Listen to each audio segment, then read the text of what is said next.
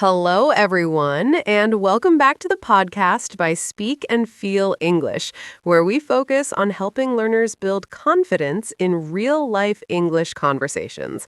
I am Mia, and today I am joined by my co-host, Ethan.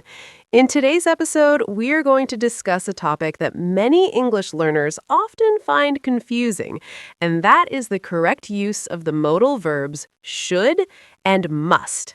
These two words appear very simple, but they actually carry different levels of meaning, responsibility, and intention in communication.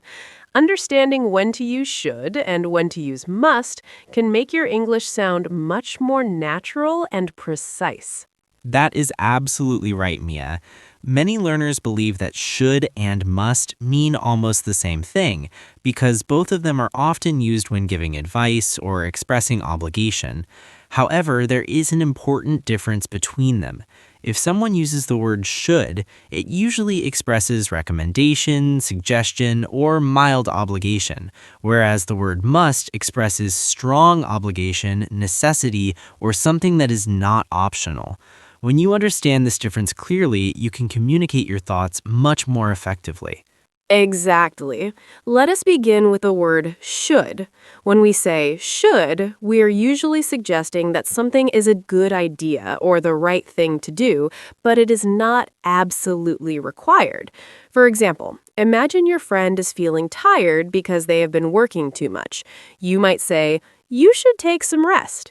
In this situation, you are giving advice because resting would help them feel better, but it is still their choice whether they follow your advice or not. That example explains the concept perfectly. Another situation could involve healthy habits. Suppose a person wants to improve their lifestyle. You might say, "You should exercise regularly and eat balanced meals."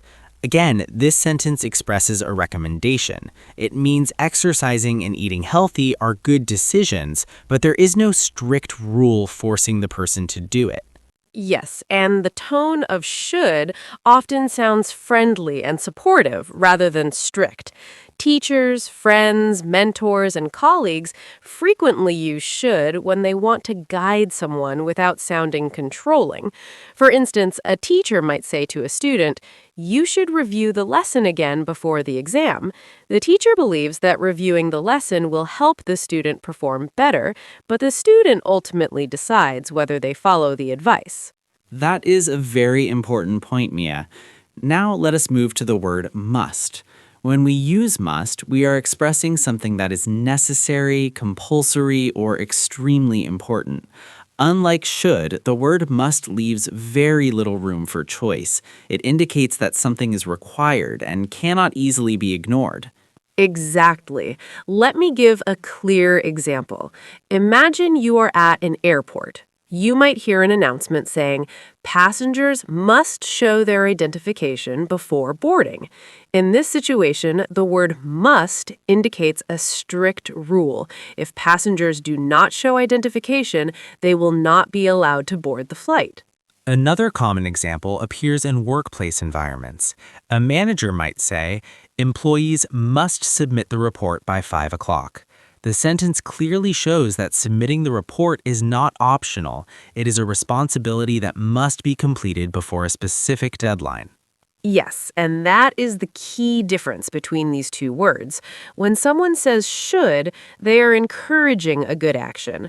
When someone says must, they are expressing a requirement or a rule that needs to be followed.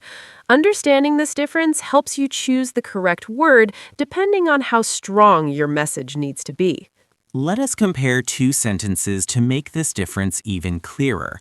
Imagine a doctor speaking to a patient. If the doctor says, "You should drink more water," the doctor is giving helpful advice for better health. However, if the doctor says, "You must take this medicine every day," the doctor is emphasizing that taking the medicine is essential for the patient's recovery. That comparison illustrates the difference beautifully. Another interesting point is that should often appears in situations involving moral responsibility or polite recommendations. For example, someone might say, "We should respect other people's opinions." This sentence expresses a moral suggestion about how people ought to behave in a respectful society. Meanwhile, must is frequently used when discussing rules, safety, and serious responsibilities. For instance, a safety sign might say, visitors must wear protective equipment in this area. The reason behind using must here is to ensure everyone understands the seriousness of the rule. Exactly. And learners often notice that must creates a stronger emotional impact in communication. When someone hears the word must, they immediately recognize that the situation involves urgency or obligation. At the same time, using must too frequently in everyday conversation can sometimes make a speaker sound very strict or authoritative. That is why many people prefer using should when giving friendly advice or suggestions, especially in casual conversations. We explained the basic difference between should and must.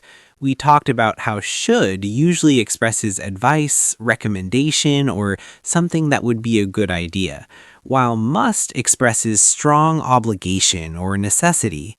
Now, I think it would be helpful for listeners to explore how these two words appear naturally in everyday situations, because real life examples often make grammar concepts much easier to understand.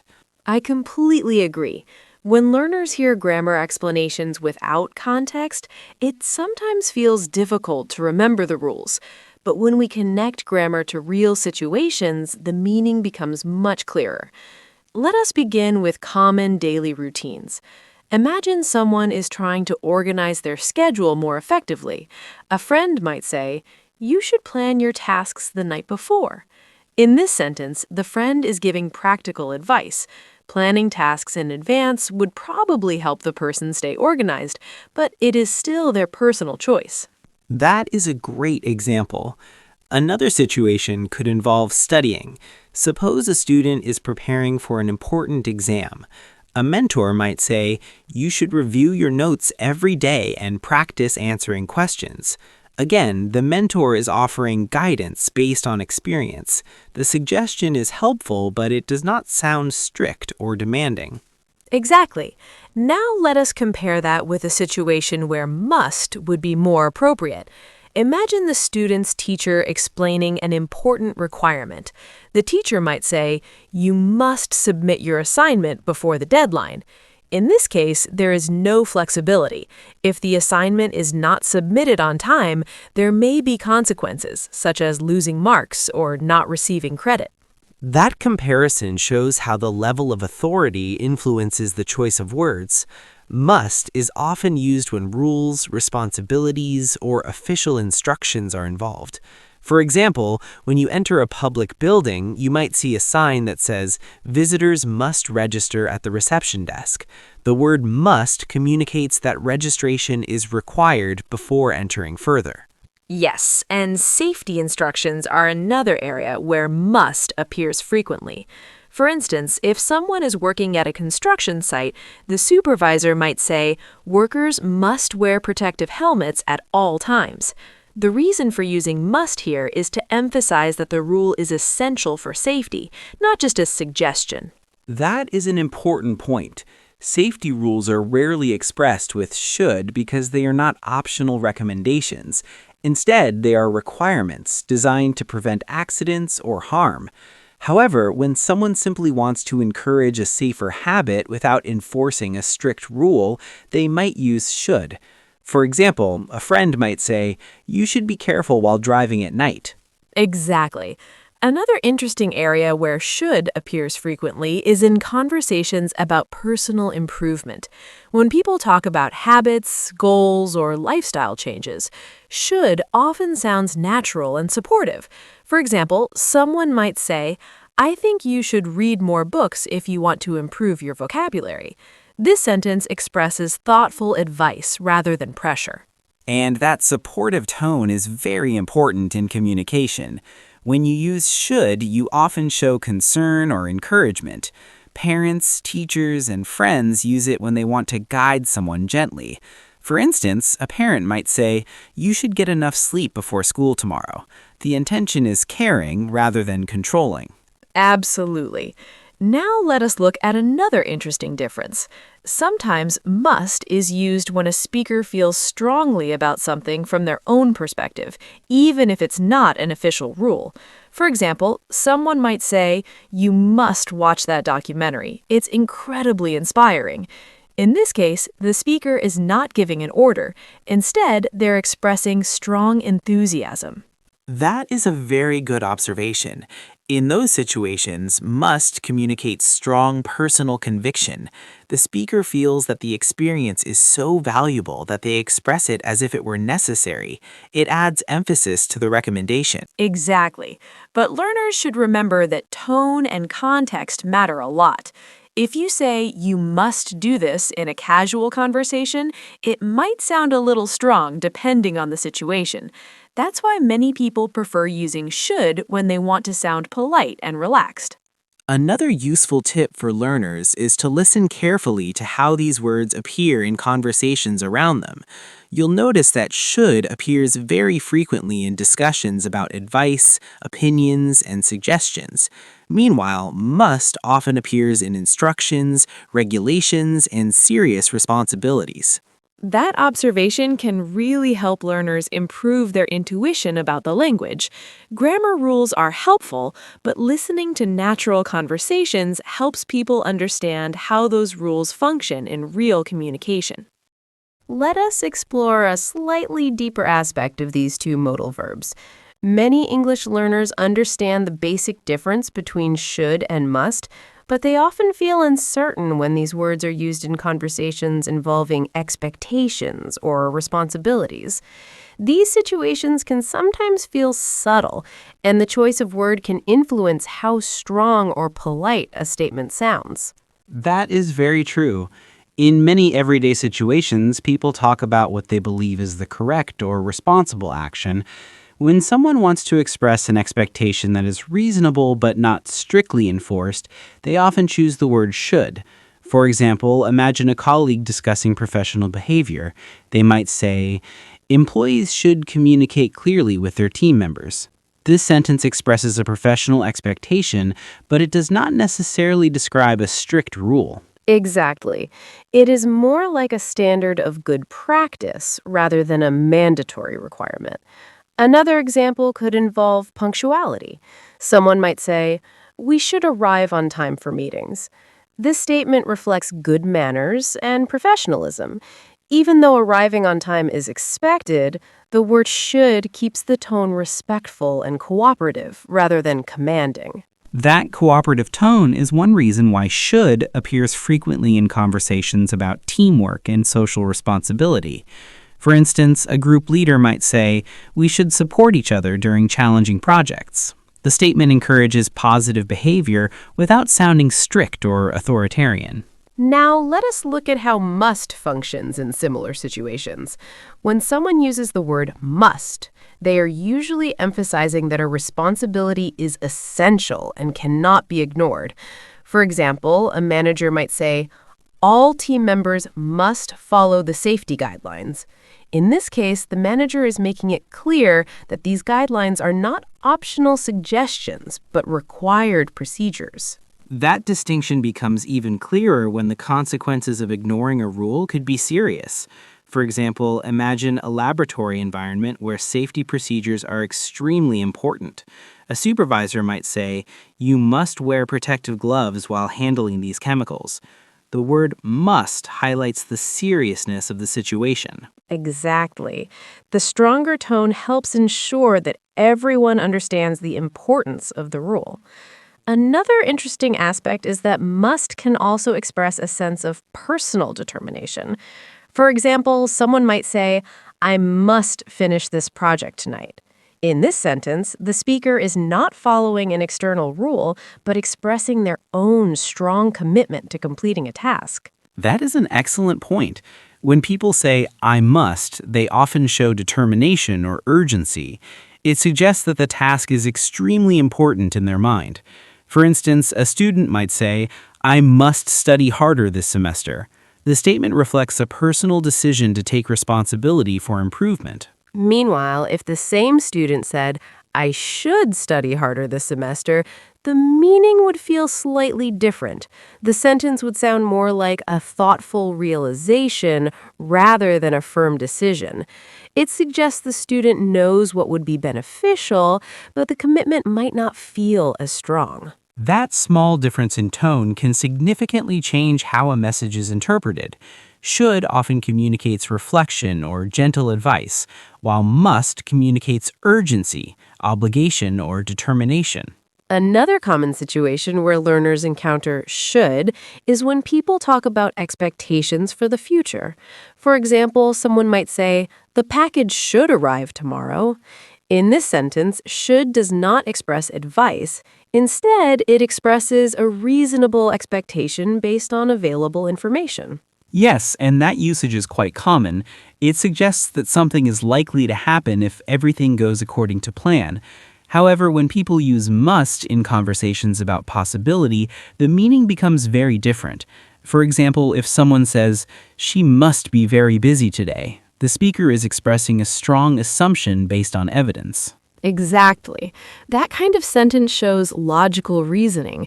Perhaps the speaker noticed that the person has not responded to messages or has several responsibilities today, so they conclude that she is probably busy. These different uses show that modal verbs are not only about rules or advice. They also help speakers express expectations, conclusions, and levels of certainty. And understanding these subtle meanings can make a learner's English sound much more natural and confident in real conversations. It becomes clear that the choice between should and must is not only about grammar, but also about tone and intention. The words we choose can influence how our message is received. In many situations, selecting the right modal verb helps maintain a balance between clarity and politeness. That is very true. In professional communication, especially, tone matters a great deal. For example, imagine a team leader giving guidance to colleagues about improving their workflow. The leader might say, "We should review our strategy before starting the next project." This sentence encourages collaboration and reflection. It sounds inclusive and supportive because the leader is presenting the idea as a shared recommendation. Exactly. Now imagine the leader uses the word must instead and says, "We must review our strategy before starting the next project." This sentence carries a stronger tone. It suggests that reviewing the strategy is essential and that the team cannot move forward without doing it. Both sentences may be correct depending on the situation. If the previous project faced serious problems due to poor planning, then using must might be appropriate because it emphasizes the importance of careful preparation. However, if the goal is simply to encourage improvement, should might sound more cooperative. Another interesting example appears in everyday conversations between friends. Suppose a friend is planning a trip and feels uncertain about their travel arrangements. You might say, "You should check the weather forecast before leaving." This advice is helpful and friendly. It gives the person useful information without sounding demanding. Yes, and if you say, "You must check the weather forecast before leaving," the tone becomes much stronger.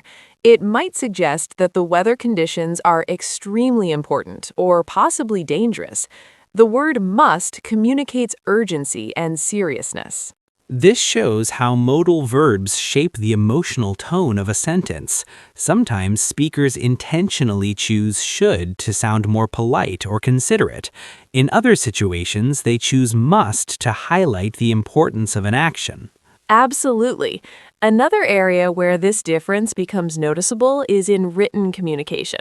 For example, in instructions or guidelines, organizations often use the word must to ensure that readers clearly understand their responsibilities. A document might say, "Applicants must complete all sections of the form." This sentence removes ambiguity because it clearly states that every section is required. Meanwhile, when offering guidance rather than strict instructions, writers often use should. For instance, a guidebook might say, travelers should carry a copy of their important documents. The recommendation is helpful, but it does not sound like an official rule. Exactly. These differences show how language can adapt to different contexts. Learning grammar is important, but understanding the intention behind words is equally important for effective communication. That is why learners benefit from paying attention to real conversations, articles, and announcements. Observing how people use should and must in different contexts helps build a deeper understanding of these modal verbs. Absolutely. With practice, learners begin to recognize the subtle signals these words convey. They learn when to sound supportive, when to sound authoritative, and when to express urgency. As we reach the final part of our discussion, let us briefly reflect on the main ideas we explored throughout this conversation. Understanding the difference between should and must can greatly improve clarity in communication. Even though both words express some form of obligation, they carry different levels of strength and intention. Exactly. One of the simplest ways to remember the difference is to think about the level of necessity. The word should usually suggests something that is advisable or beneficial. It expresses guidance, recommendation, or expectation. In contrast, the word must expresses necessity, obligation, or something that is considered essential. For example, when someone says, "You should practice speaking English every day," the speaker is offering valuable advice for improvement. Practicing daily would certainly help build confidence and fluency, but the sentence still leaves the decision to the listener. On the other hand, when someone says, "You must follow the instructions carefully," the message sounds stronger and more serious. The speaker is emphasizing that following the instructions is necessary and cannot be ignored. Another important idea we discussed is how these modal verbs influence tone. Using should often creates a friendly and supportive atmosphere in conversation. It allows speakers to share advice or suggestions in a respectful and cooperative way. Meanwhile, must communicates urgency, responsibility, or authority. It is commonly used in situations involving rules, safety instructions, official requirements, or strong personal determination. We also talked about how context plays a major role in choosing the right word. The same situation can sometimes allow either modal verb, depending on how strong the speaker wants the message to sound. Understanding this flexibility helps learners use English more naturally. Exactly. When learners start noticing these patterns in conversations, movies, books, and podcasts, they gradually develop a stronger instinct for choosing the appropriate word. Over time, these decisions become automatic. And that is the goal of learning any language. It is not only about memorizing rules, but also about developing confidence in expressing ideas clearly and effectively. We hope today's conversation helped you understand how these two modal verbs function in real communication and how small changes in wording can influence meaning and tone. Thank you for spending your time with us today and being part of this learning journey. If you enjoyed this episode and want to continue improving your English through practical conversations, make sure you explore the other podcasts available on this channel. And for more helpful episodes like this one, remember to subscribe to the channel Speak and Feel English so you never miss a new conversation that can support your learning. Until next time, keep practicing, keep listening, and keep building confidence in your English communication.